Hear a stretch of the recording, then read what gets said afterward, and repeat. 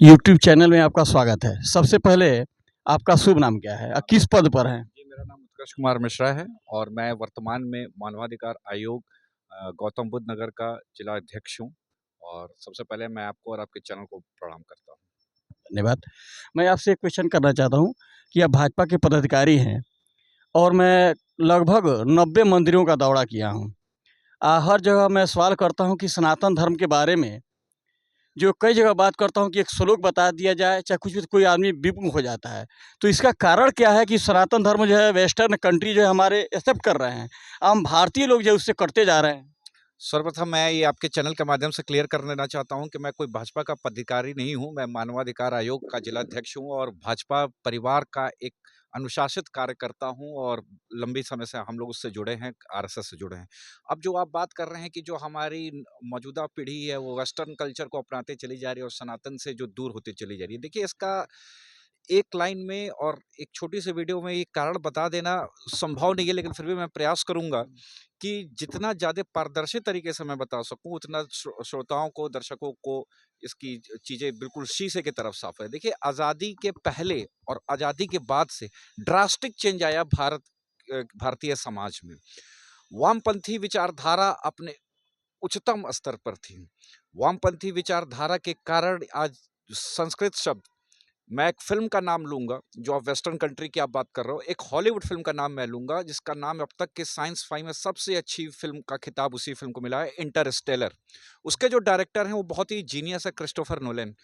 उसमें उन्होंने एक सीन में दिखाया है कि लैपटॉप से संस्कृत में कमांड देते हुए ड्रोन को कंट्रोल किया जा रहा है। और यही नहीं, नासा में से लेकर के तमाम जितने की दुनिया के रिसर्च सेंटर्स हैं, उन्होंने ये भी माना है कि कंप्यूटर के लिए सबसे सूटेबल भाषा कोई और नहीं बल्कि संस्कृत है।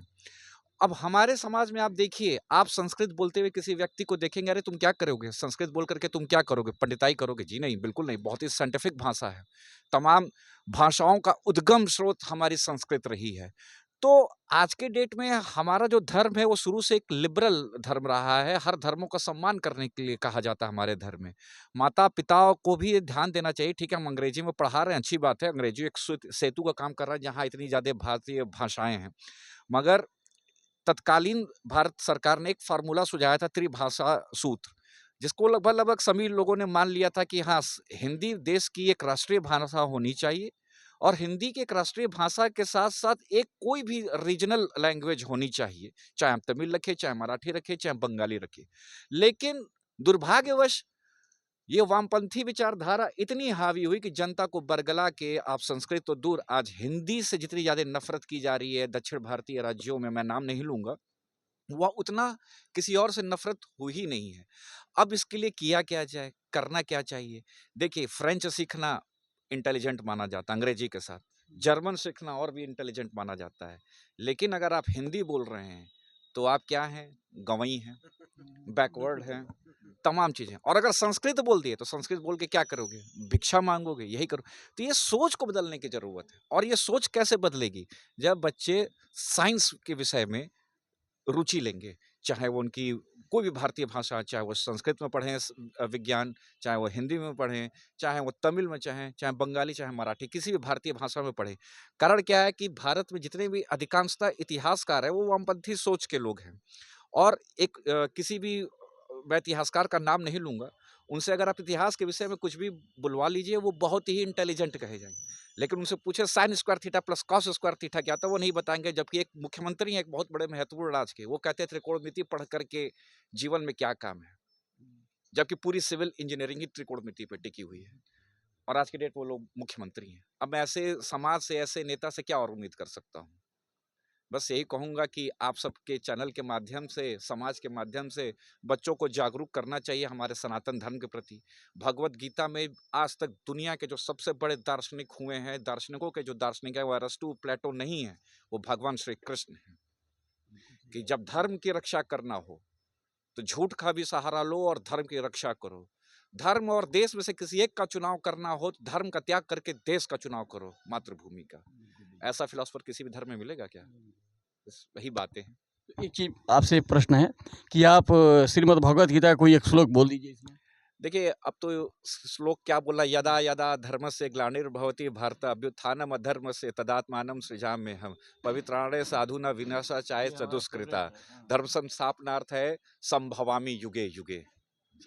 इसका हिंदी में अनुवाद कर दीजिए। देखिए, जब जब धर्म की रक्षा करना होगा तब तब मैं सृष्टि पर जन्म लूंगा, और तब तक मैं धर्म की रक्षा के लिए दुष्टों का संहार करूंगा, देश और धर्म की रक्षा करूंगा।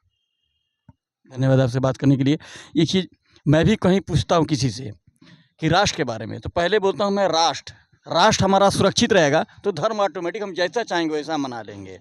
तो इसके बारे में क्या कहना चाहिए? देखिए, आप खुद भारत का भौगोलिक नक्शा उठा करके देखिए। बांग्लादेश जो धर्मनिरपेक्ष राष्ट्र था, वहाँ पे आज क्या स्थिति है। पाकिस्तान की तो मैं बात ही नहीं करूंगा। आप नेपाल एक हिंदू राष्ट्र था, उसकी स्थिति देखिए। श्रीलंका देखिए। विश्व में कोई एक राष्ट्र बताइए जो हिंदू राष्ट्र हो। कोई एक राष्ट्र आप बताओ। आपको मुस्लिम राष्ट्र मिलेंगे, आपको क्रिश्चियन राष्ट्र मिलेंगे, आपको बौद्धिस्ट राष्ट्र मिलेंगे, कन्फ्यूशियस राष्ट्र मिलेंगे, सब मिलेंगे। हिंदू राष्ट्र होना ये देश के अहित में नहीं है, ये देश के हित में है। हिंदुत्व से हमारी पहचान है। और जैसा कि मोहन भागवत जी कहते हैं, तमाम विद्वान लोग कहते हैं कि हिंदुस्तान में रहने वाला हर व्यक्ति हिंदू है। इसका मतलब ये नहीं कि मुसलमान भी हिंदू हैं, वो बिल्कुल हैं हिंदू। इसलिए हिंदू हैं कि वो हिंदू संस्कृति में जन्म लेने वाला हर एक व्यक्ति, चाहे वो जिस धर्म से हो, जिस कास्ट से हो, जिस मजहब से, वो सब के सब हिंदू हैं। तो हमारा हिंदू राष्ट्र भारत की एक पहचान है। आपके शरीर आपका शरीर है तो आपकी पहचान आपके चेहरे से जरूर है, लेकिन आपकी श्वास अगर ना हो तो ये शरीर, सुंदर काया शरीर या किसी भी कभी शरीर का किस बात का महत्व है। तो बस वही बात है कि हिंदू राष्ट्र होना ही चाहिए भारत को। और ये हमारी विश्व में एक पहचान भी है। और 80 करोड़ की ये जो आबादी है, तो एक परिभाषा भी तय करनी पड़ेगी कि भाई यूनिफॉर्म सिविल कोड लागू होने से कोई नुकसान नहीं है। अब आप अगर कहते हैं कि इससे शेड्यूल ट्राइब को नुकसान है, आदिवासी समाज को नुकसान है, उनके अपने कस्टम है, उनके अपने रिवाज हैं, तो आपको उस पर वर्क करके इसको शीघ्र अतिशीघ्र लागू करना चाहिए, जिससे हमारे आदिवासी भाई बहनों का भी कोई नुकसान ना हो। और देखिए, सीधी सी बात है कि 25 करोड़ या 30 करोड़ की आबादी, उसको आप अल्पसंख्यक नहीं कह सकते हैं। क्या आप कह सकते हैं 30 करोड़ की आबादी जो अल्पसंख्यक हो, भले इस देश की आबादी 120 करोड़ हो? तो मैं तो नहीं मानता कि 25 से 30 करोड़ की आबादी अल्पसंख्यक है। क्या आपसे एक सवाल है, उनको जो है बहुसंख्यक में डाला जाए? देखिए, उनको बहुसंख्यक में डाला जाए या ना डाला जाए, ये हमारे विधि निर्माताओं को तय करने का काम है। अंतरात्मा आपकी भी जानती है, मेरी भी जानती है कि क्या जरूरत है।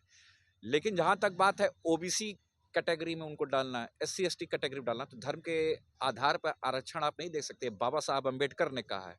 तो ये जो हमारे तथाकथित अल्पसंख्यक भाई बहन हैं, इनको अगर आप ओबीसी में डाल रहे हैं, तो हमारे जो हिंदू समाज के ओबीसी ओबीसी भाई बहन हैं, आप उनका ही हक छीन रहे हो। ये किस तरह की आप राजनीति कर रहे हैं धर्म के आधार पर? ये तत्काल रूप से बंद होनी चाहिए। और बाबा साहब के उस सिद्धांत को हर पार्टी को समझना चाहिए कि धर्म के आधार पर बाबा आरक्षण साहब नहीं। तो ये नहीं, ये जो लिखा है संविधान में वही तो लागू हो रहा है। नहीं, देखिए, इसलिए बाबा साहब एक अकेले संविधान में जो लागू थे, जो लिखे थे, उन्हें बाबा साहब की जो आत्मकथा, उनकी जो ऑटोबायोग्राफी है, मैं पेज नंबर भूल रहा हूँ, उस पेज नंबर पे आप जाकर उनकी ऑटोबायोग्राफी में जरा पढ़िएगा कि उसमें उन्होंने मुस्लिम भाइयों बहनों के बारे में क्या कहा है।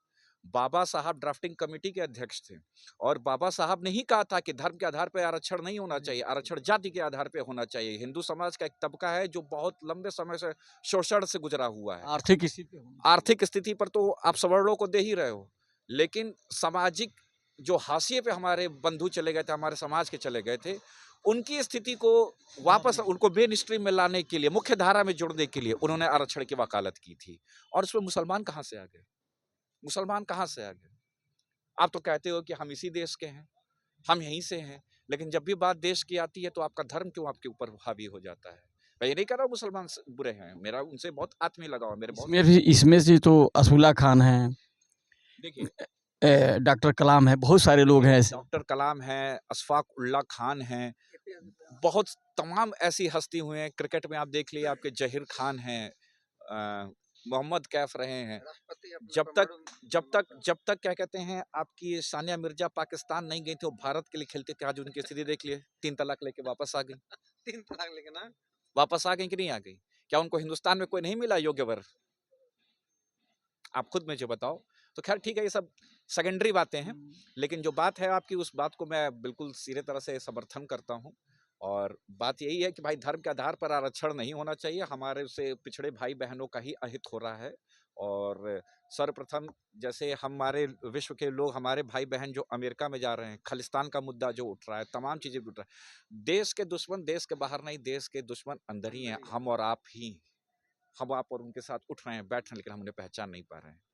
मैं कहा ना आपसे कि ये हमारे बच्चों को अगर बचपन से ही ट्रेनिंग दी जाए कि सनातन धर्म के मूल्यों को समझो, सिद्धांतों को समझो, उसके साइंटिफिक अप्रोच को समझो, वैदिक मैथ, वेदों में जो साइंस है, वेदों में जो मैथ है, उसको आप समझो। अभी आप देखिए 144 वर्ष बाद एक संयोग हो रहा है इसी 15 जनवरी या 16 जनवरी की, जब ये 9 ग्रह एक सीध में आ रहे हैं। ये हमारे ज्योतिषाचार्यों ने कब से ही बना के रख दिया। अब आप देख लो खुद। तो सही ऐसा है। नहीं है कि हमारा धर्म, किसी का धर्म बुरा है, हमारा धर्म जितना साइंटिफिक है उतना है। और उस पर तमाम बड़े बड़े विद्वान, जिनका मैं हॉलीवुड से लेकर के सबका, जिसमें उस फिल्म में एक महान व्यक्ति थे जिन्हें फिजिक्स का नोबेल प्राइज मिला था, उनका नाम मैं भूल रहा हूँ, लेकिन क्रिस्टोफर नोलन महज एक डायरेक्टर ने, एक बहुत ही विद्वान व्यक्ति हैं। तो मैं और इसके आगे आपसे क्या कह सकता हूँ। धन्यवाद टीवी चैनल में बात करने के लिए आपको।